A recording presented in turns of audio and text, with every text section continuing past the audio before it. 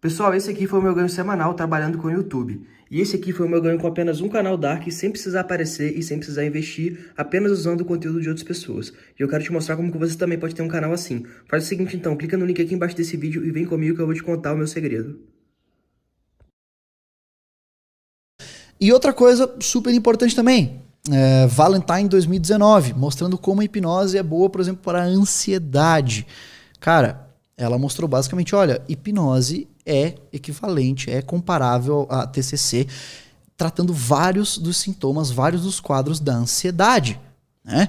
E assim, não só isso, ela também melhora outras coisas, digamos que periféricas à ansiedade, porque a ansiedade acaba atrapalhando várias áreas da sua vida. Só que assim, essa é sem dúvida para mim. Podem discordar, fiquem à vontade, mas para mim a parte mais importante da hipnose, o uso mais importante da hipnose é o efeito dela no estresse. Para mim... Mas isso é muito bom, porque o estresse é o problema mais...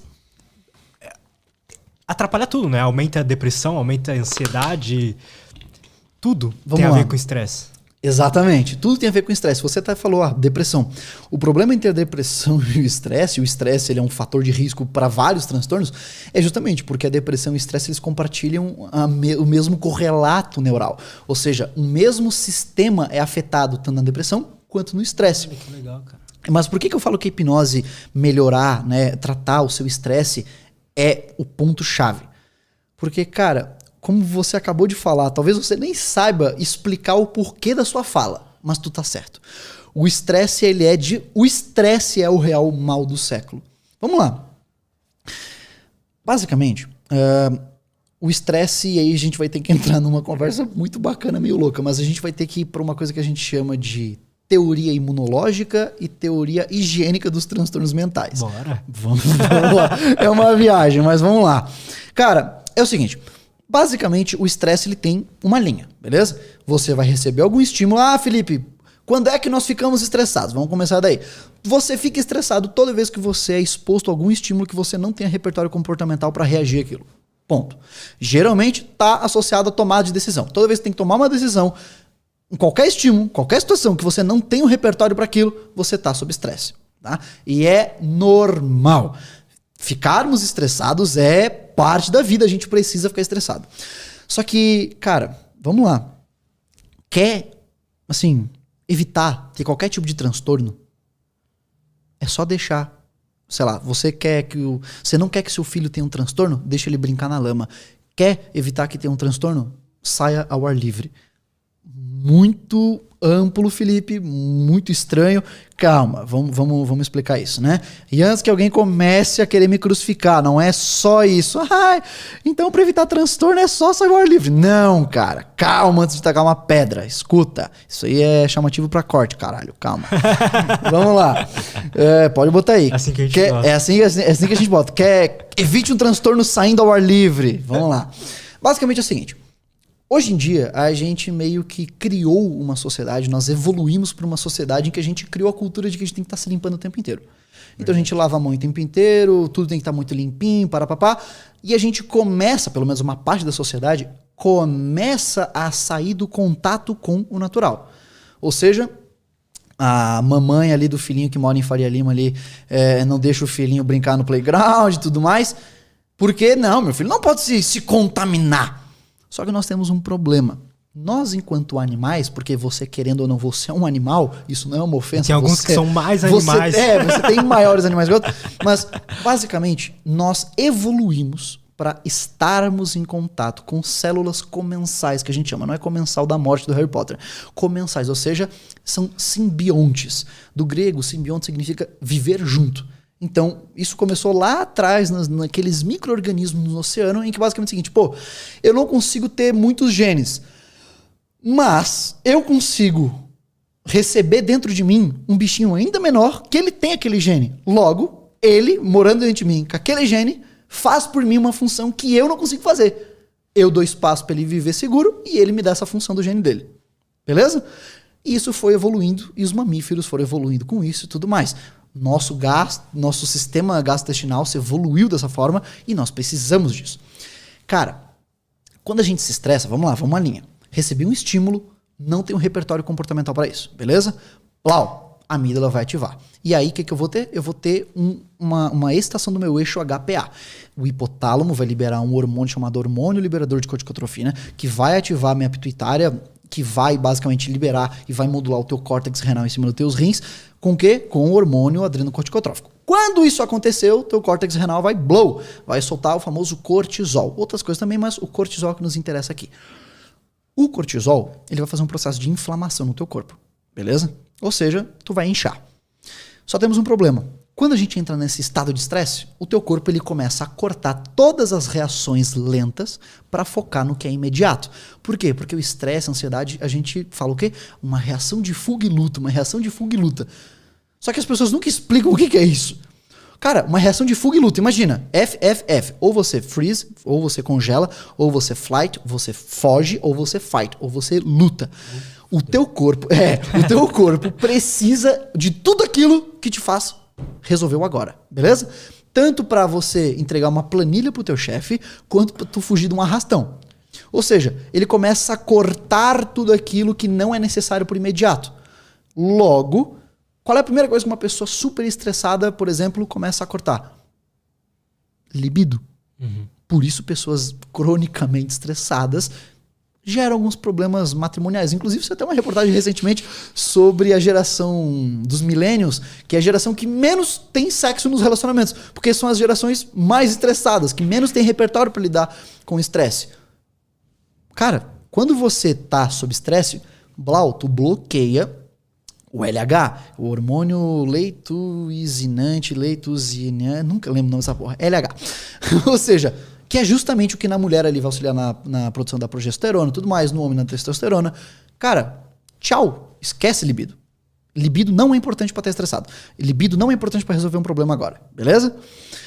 Depois, cara, o seu corpo começa a procurar o que eu tenho que resolver. Logo, se eu estou numa situação de perigo, estou numa situação de estresse, o que amplia meu processo de cicatrização? E o que diminui? Meu sistema imune. Porque produzir glóbulo branco não é importante agora. Mas cicatrizar vai que eu levo um tiro. Né? Beleza. Isso que está acontecendo no teu corpo. Só que existe uma paradinha, cara, que se chama alça de feedback negativo. Basicamente é o seguinte, o teu corpo começa a liberar cortisol, né? E o teu corpo fala, opa, deu. Já chegou no suficiente. E ele diminui. Show de bola? Até aí normal. Isso é uma pessoa saudável. Só que, cara, a bosta do estresse é cíclico. Então, quando você fica estressado, você começa a ter comportamentos impulsivos. Você para de tomar decisões coerentemente, você começa a poder abusar de substâncias. Comer todas as bolachas. Você começa a comer coisas hipercalóricas que basicamente aumentam a sua inflamação e tudo mais. Você, cara, tudo que você deveria estar fazendo certo vai para casa do chapéu. Logo, isso faz o quê? Alimenta o seu estresse. Você fica mais estressado. Então, a pessoa que se estressa demais no trabalho, chega em casa, não tem tempo para comer direito, come qualquer porcaria, come um miojo com ovo frito, aumenta a inflamação. Tchau. Vai ficar mais estressado. Por quê? Porque não comeu direito. Uma pessoa que não come direito não pensa direito. Um tanque com a gasolina errada não corre direito. Tchau. Vai ficar mais estressada. Mais estresse, mais impulsividade. Mais estresse, menos qualidade de vida. Mais estresse, menos qualidade de sono. Menos sono, mais estresse. E assim por diante. E o que acontece? Quanto mais estressado você fica, mais sensível ao estresse tu vai ficando. Cara, aí que entra a parada. Ou seja, o que isso significa? Basicamente, quase toda célula do teu corpo tem receptor pro cortisol, beleza? Então, assim, você vai se sensibilizando ao cortisol, tu vai sensibilizando ao estresse, e o que vai acontecendo? Fica cada vez mais fácil tu se estressar. Digamos que o teu limiar de percepção do que é estressante vai aumentando. Nossa. Então, o que eu quis falar com hipótese higiênica e hipótese imunológica, Felipe? Vamos lá. Talvez, e essa é uma discussão dentro da academia, talvez os nossos transtornos mentais seja uma consequência desse processo neuroinflamatório. Porque o cortisol, ele acaba sendo, em excesso, citotóxico. Ou seja, ele começa a atacar o próprio corpo. Você começa a se baquear. Ou seja, você vai lá e diminui teu sistema imunológico. Logo, teu corpo está preocupado com agora. Então, ele vê uma célula ali que é danosa, um vírus, ele... Ah, é um vírus, eu não estou preocupado contigo agora, pode passar. Blau. E aí tu vai e fica mais doente. Por isso que pessoas muito estressadas estão com a saúde geralmente ferrada, né? Outra coisa, o cortisol ele vai gerando danos celulares em fase crônica. Cara, isso também afeta o quê? O teu sistema nervoso central. Seu cérebro, seu córtex, seus neurônios. E o próprio Kandel, caramba. O Kandel, que é ganhador do prêmio Nobel, inclusive, cara, tem uma foto dele que eu acho maravilhosa, que o meu sonho seria ganhar um prêmio Nobel pra poder andar com aquilo, que ele tem um broche, não um brochezinho, é tipo uma paradinha que tu encaixa aqui no teu terno e aí fica escrito assim, ó, Nobel de Medicina. Pronto, isso dali deve dar uma moral muito massa, né? Claro, geralmente falam que esses caras que ganham Nobel, eles nem, não é que eles nem ligam, né? Mas eles acham, tipo, normal. Mas, na moral, eu não ia ter essa humildade, não. Mas, basicamente, ele fala o quê? Todo transtorno surge quando uma das 3 coisas acontecem. Ou um grupo de neurônios, né? Ou seja, um feixe de neurônios começou a ser hiperativo, hipoativo ou inativo. Ou parte do teu cérebro começou a trabalhar demais do que devia, começou a trabalhar de menos do que deveria, ou não está funcionando. Uma dessas 3 coisas vai estar acontecendo em qualquer transtorno. Isso pode ser resultado. Isso é muito foda. Cara. Isso é muito foda. Isso pode ser resultado de uma microlesão, né? Ou seja, uma lesão que não é perceptível em exame, a olho nu, quando a gente faz ali uma autópsia. Isso pode ser resultado de alguma falha de comunicação no cérebro, no desenvolvimento. E aí a gente tem transtornos do neurodesenvolvimento, TDAH e tudo mais. Ou a gente tem, de fato, basicamente, comunicações erradas de sinapses. Ou seja, sinapses pelo teu cérebro começaram a se comunicar errada. Por quê? Porque tem coisas atrapalhando, como, por exemplo, o cortisol. Ou seja, vamos lá. Cara, isso tu faz uma retrospectiva histórica. 1790, um cara chamado Philippe Pinel, ou Pinel, sei lá como é que se pronuncia. O cara teve que literalmente entrar no Salpêtrière e desacorrentar os pacientes. Porque até então se acreditava que esses transtornos que nós chamamos hoje eram questões de moral. Por quê? Um distúrbio neurológico, como o próprio Kandel coloca no livro dele de 2020, né? Ele fala, olha, um distúrbio neurológico, ele faz o quê? Ele gera um comportamento estranho. Ele gera algo que a gente não é normal, beleza? E você consegue ver. Né? Uma afasia. Beleza, eu consigo ver uma lesão, eu consigo ver uma alteração na área de Broca. Beleza, o cara não consegue entender ali a linguagem. Beleza, ele não está conseguindo se comunicar dessa forma. Eu consigo ver no cérebro dele. E um transtorno bipolar? Cara, é uma forma de lesão neural muito sutil. Não dá pra ver a olho nu. E lá naquela época os caras olhavam o cérebro do cara que tinha comportamentos, sei lá, o cara era muito emotivo, muito agressivo e tudo mais. Olhavam o cérebro, tá normal, pô. Então o cara era só um depravado. O cara era só um maluco, um safado, um doido. Logo, é falta de moral desse cara. Vamos acorrentar. Só que isso tava piorando os caras. Exatamente. Caralho. E aí entram 2 caras muito importantes. Tanto o Pinel, que foi lá e falou, galera, é o seguinte, isso daqui é um transtorno. Isso daqui não é questão de moral. Essas pessoas aqui estão muito expostas a estresses sociais e tudo mais. Isso aqui é comportamento, isso daqui é cérebro dele, não é moral. E vem outro cara, o Kraepelin, que ele fala uma coisa que assim, ó, isso lá em 1800. Todo transtorno tem base genética. Tu conseguir fazer isso em 1800 sem tecnologia, a partir de observação, tu é muito foda.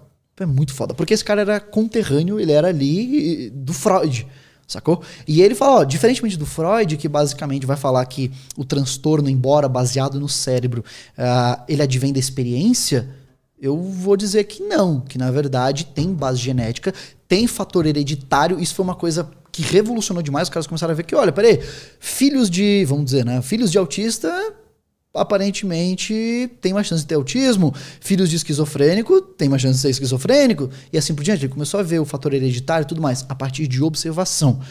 O cara era muito foda. Só que parece que isso daí revolucionou, mas ficaram ali um século sem tocar mais nesse assunto. Né? Então, vamos lá. A gente já entende desde 1800 que todo transtorno tem base genética. Pô, filho, mas transtorno não é multifatorial? Sim. Todo transtorno, e se chama transtorno justamente por causa disso. Por que eu não chamo doença de depressão? Por que eu chamo de transtorno depressivo? Porque é multifatorial. Tá? Só que no caso, quando você tem essas microlesões sendo causadas, você basicamente atrapalha a comunicação do teu cérebro. Então, vamos lá, multifatorial. Você tem um âmbito social, um âmbito ambiental, como alimento, questões de desenvolvimento, sei lá, em extrema pobreza e tudo mais. Isso afeta o funcionamento do seu sistema nervoso, que vai gerar alterações e que vai fazer você perceber depois a alteração. Então, pro Kandel, né, que é o ganhador do prêmio Nobel, não sei o que eu estou dizendo, qual é a diferença entre o transtorno mental e o distúrbio neurológico? Ou seja, qual é a diferença entre todo o transtorno psiquiátrico e o distúrbio? No distúrbio, eu tenho ali uma alteração visível e que gera um comportamento incomum. No transtorno psiquiátrico, eu tenho ou uma lesão microscópica, ou uma disfunção, né, ou uma hiperatividade, ou uma hipoatividade, ou uma inatividade de uma rede de neurônios, que vai basicamente fazer o quê? Exagerar um comportamento que já é comum. Ou seja, é normal eu ter tristeza. Um transtorno, uma depressão não cria um comportamento novo. Ela exacerba um comportamento que já existe. Como, por exemplo, o sentimento de desamparo, de inutilidade, a tristeza profunda. Mas existe a tristeza. Que foda isso, cara. Essa alteração cerebral leva a um exagero desse comportamento. No transtorno bipolar a mesma coisa, na ansiedade generalizada a mesma coisa. Entendeu? Aquilo ali já existe, mas foi completamente exagerado, ou pela hiperatividade, hipoatividade ou inatividade de uma região do teu cérebro. Felipe, eu não tô entendendo até onde tu tá querendo chegar com isso. Desculpa pela demora, mas vamos lá. Eu precisei disso tudo para explicar. Existem pequenos fatores que nos ajudam a controlar isso, como, por exemplo, a controlar a nossa resposta imunológica. Porque dentro dessa visão, né, dessa hipótese imunológica, cara, os transtornos mentais podem até ser vistos como, muitas das vezes, uma resposta autoimune do teu corpo. Ou seja, é a forma como ele acabou se adaptando, se respondendo aquilo que o teu sistema imunológico foi gerando. Você foi ferrando teu corpo foi se ferrando, foi se lascando, e as alterações que o teu corpo foi sofrendo geraram aquilo que você hoje chama, talvez, de transtorno. Né? Então, vamos lá. O que a gente pode ter para consertar isso, amenizar isso? A gente precisa de alguns fatores que regulem a nossa resposta imunológica. Uma delas se chama Mycobacterium vaccae. É um organismo, é uma célula comensal, que basicamente, cara, isso é muito foda. Ele basicamente protege a micróglia ao longo do envelhecimento. Porque com o tempo, né, com as reações inflamatórias que tu vai sofrendo ao longo da vida, a micróglia, basicamente, imagina o seguinte, para cada neurônio, tá? Isso aqui é um neurônio, esse ponto aqui na mesa, esse aqui é outro neurônio. Fechou. Entre esses dois neurônios, tem muita célula de suporte, tá bom? Esses neurônios se comunicam como? Porque células de suporte vão nesse neurônio e fazem aqui, ó, vem cá, pau, pegam ele, puxam e se conectem aí, beleza? Existe uma chamada micróglia, e ela é basicamente, ela faz uma função muito parecida com o que o glóbulo branco faz na corrente sanguínea. Basicamente, a micróglia, ela fica vasculhando o teu sistema nervoso central, né? Tanto a tua medula quanto o teu encéfalo aqui em cima. Tem sinapse morta? Retira. Tem agentes externos? Combate. Tem neurônio morrendo? Ele vai lá, abraça o neurônio, dissolve, né? Consome ele e morre, beleza? Ele fica fazendo esse controle. Só que conforme tu vai envelhecendo e conforme teus processos inflamatórios vão acontecendo repetidamente, você vai deformando essa micróglia. Então, o soma, né, que a gente chama, que é o núcleo dessa célula, ela vai ficando maior, ela vai ficando hipertrofiada, e as ramificações dela vão morrendo. Então, cara, o estresse... Nossa senhora, o estresse, ele é um baita de um proliferador de transtorno. Por quê? Porque ele literalmente afeta a comunicação do teu cérebro. Não só da micróglia, dos próprios neurônios. Os espinhos dendríticos, ou seja, a forma como os neurônios se comunicam com os outros, vão morrendo. Seu cérebro para de conseguir se comunicar. E aí acontece o que o Kandel fala. Que foda. Ou seja, o que eu preciso? Eu preciso que tanto os neurônios fiquem vivos e saudáveis, quanto a micróglia também. O que ajuda a proteger a micróglia, aparentemente? Aparentemente uma coisinha chamada Mycobacterium vaccae, que ela basicamente é encontrada, sabe onde? Onde? Na lama. Na lama, na água, na terra.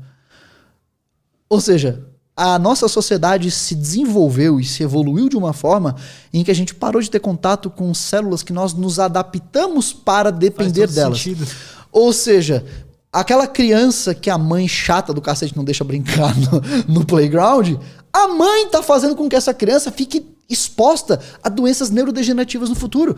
A mãe tá fazendo com que essa criança não tenha o que a gente chama de uma imunização com Mycobacterium vaccae adequada. Né? Claro, veja só, o Mycobacterium vaccae, ou só M. vaccae, cara, ele literalmente atua basicamente em células micróglias jovens, digamos assim. Ela aumenta a ramificação dessas micróglias e em idosos ela previne essa deformação.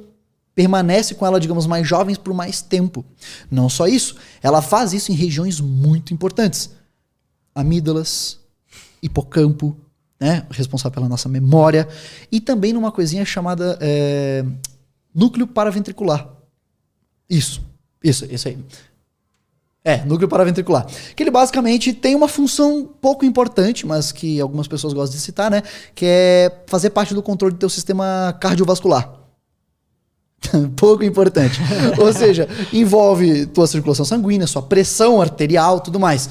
Cara, até isso envolve o simples fator de você deixar o teu filho brincar na natureza, se expor. Claro, eu tô citando um exemplo, tá? Eu não tô dizendo que Mycobacterium faz você não ter depressão, tá bom? Calma aí, o hater maluco. Existe uma série de fatores. Quando um psicólogo vai de TCC fala, ó, vamos fazer aqui uma ativação comportamental, sei lá, cara, uma vez por semana tenta sair ao ar livre. Mesmo que esse psicólogo não saiba explicar o porquê, ele não tá errado. Cara, quando você sai ao ar livre, você se expõe a várias células comensais. Seja por inalação, seja por, de fato, tocar em coisas que vão te expor a essas células, tá?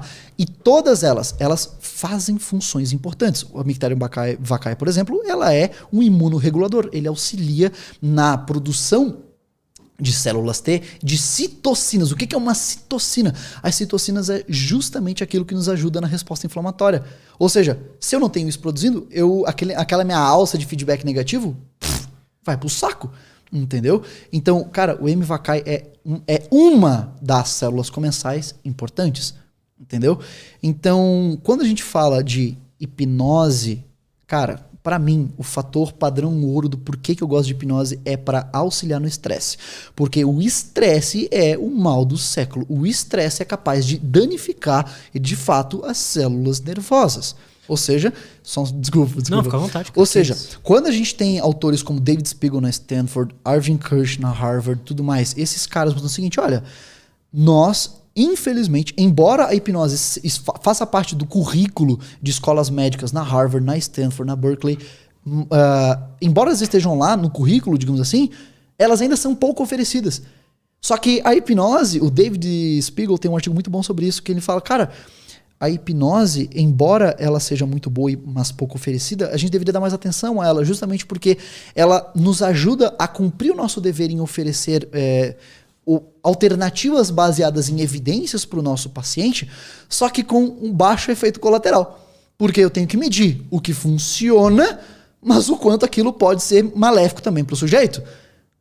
Pô, mas quais são os efeitos colaterais da hipnose? Claro, não estou dizendo que a hipnose é um salvador da pátria, não é isso. Mas para o que ela apresenta resultado, é excelente, porque ela não vai dar um efeito colateral no cara. Tu não vai ver uma pessoa viciada em hipnose, entendeu? Tu não vai ter uma recaída em hipnose. Tipo, tu não vai a pessoa na rua, por favor, cara, me dá 5 pneus, eu tenho que pagar um hipnoterapeuta. Isso não vai acontecer, entendeu? Então, sem dúvida alguma, estresse é o ponto-chave para mim.